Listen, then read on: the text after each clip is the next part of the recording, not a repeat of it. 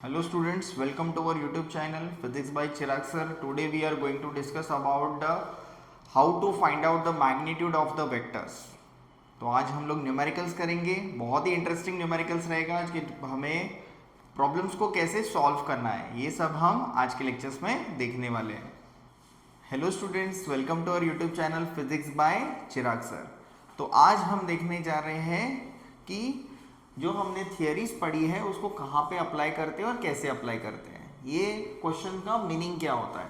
तो मैंने एक क्वेश्चन लिया हुआ है, बहुत ही सिंपल है. इसमें फाइंड आउट करना है हमें मैग्नीट्यूड ऑफ द वेक्टर्स और चेक करना है कि ये पर्टिकुलर जो वेक्टर्स हैं वो इक्वल है या नहीं है. ओके, तो जितना हमने थियरी पढ़ा है उसका एप्लीकेशन आज हम डिस्कस करेंगे वन बाय वन. तो क्वेश्चन ये है, A vector is equals to I cap plus two J cap and B vector is two I cap and J cap. अगर आप देखोगे ध्यान से तो सिर्फ देखो यहाँ पे इंटरचेंज हुआ है. Okay, what are the magnitudes of two vectors, are the two vectors equal. तो ये क्वेश्चन है कि पहले हमें मैग्नीट्यूड फाइंड आउट करना है और अगर मैग्नीट्यूड सेम भी आता है तो भी वो वेक्टर्स इक्वल है कि नहीं, ये हम लोग आज डिस्कस करेंगे ये टॉपिक में. तो देखो, जैसे कि सबसे पहले इंपॉर्टेंट होता है गिवन डेटा. गिवन डेटा आपको लिखना है, वेक्टर्स लिख देंगे पहले. तो पहला होगा उसका x और ये y. तो ax का वैल्यू कितना है, कुछ नहीं है, मतलब है 1. तो यहाँ पे लिखूंगा मैं 1 यूनिट. ay का वैल्यू है मेरा रहेगा 2. bx का वैल्यू मेरा रहेगा 2. by का मेरा वैल्यू रहेगा 1.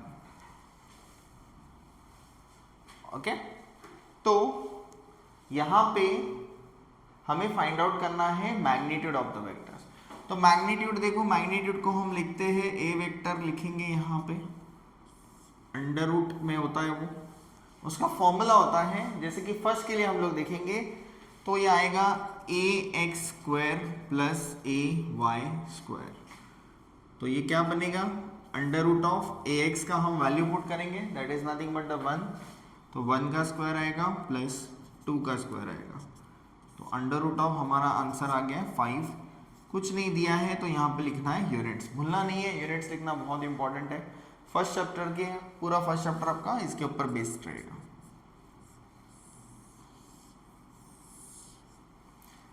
ए vector is equals to under root of 5. Then next same हमें क्या करना है, बी के लिए फाइंड आउट करना है. तो पहले हम लिखेंगे b x under root of आएगा यहाँ पे under root of b x square plus b y square. और अगर 3 होते, जैसे कि अभी है x है y है और यहाँ पे अगर z होता तो z भी यहाँ पे आ जाता था. फॉर्मूला दोनों के लिए सेम है for 2D and 3D. Okay, सो यहाँ पे हो जाएगा bx का वैल्यू है हमारा 2 का स्क्वायर प्लस 1 का स्क्वायर, अंडर रूट ऑफ 5 हो जाएगा 2 का स्क्वायर 4. तो 5 क्या आएगा यूनिट्स. ओके, चलो, तो हमने मैग्नीट्यूड तो फाइंड आउट कर लिए, दोनों के मैग्नीट्यूड्स हमने फाइंड आउट कर लिए. दोनों के मैग्नीट्यूड्स क्या है, सेम है. क्यों सेम है, क्योंकि मैंने पहले ही आपको बताया था कि यहाँ पे जो हमारे एक्स ए एक्स ए वाई और बी एक्स बी वाई जो है वो क्या है, वहाँ पे इंटरचेंज करके दिया हुआ है. तो मान लो यूनिट तो मैग्नीट्यूड वाइज तो सेम आ गया, but what about the vectors. Second question, first question तो सबको आंसर आ गया फर्स्ट क्वेश्चन का. सेकंड का क्या है, are the two vectors equal. ये दोनों वेक्टर्स इक्वल है क्या, तो चेक करेंगे. वेक्टर्स को इक्वल होने के लिए क्या इंपॉर्टेंट होता है, तो उसके ए एक्स जो है वो बी एक्स के बराबर होना चाहिए, ए वाई जो है वो बी वाई के बराबर होना चाहिए. तो अगर हम यहाँ पे देखेंगे तो ए एक्स और बी एक्स इक्वल नहीं है.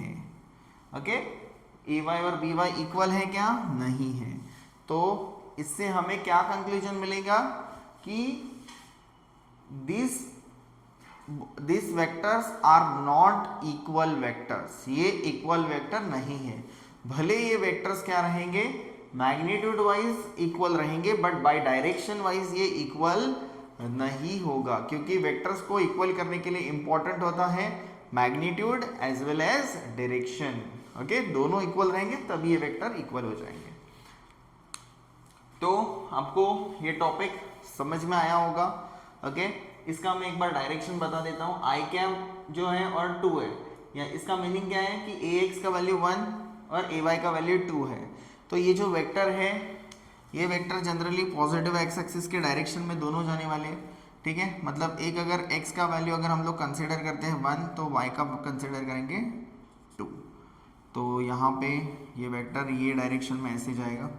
bx का ये हो जाएगा, a वेक्टर जाएगा। b वेक्टर कैसे जाएगा, यहाँ पे 2 है और यहाँ पे 1, तो ये दोनों का पॉइंट यहाँ पे आएगा।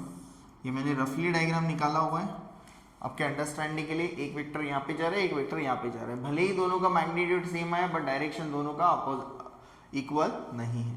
आई होप सबको समझ में आया होगा। चैनल को लाइक करना, शेयर करना और सब्सक्राइब करना। Thank you.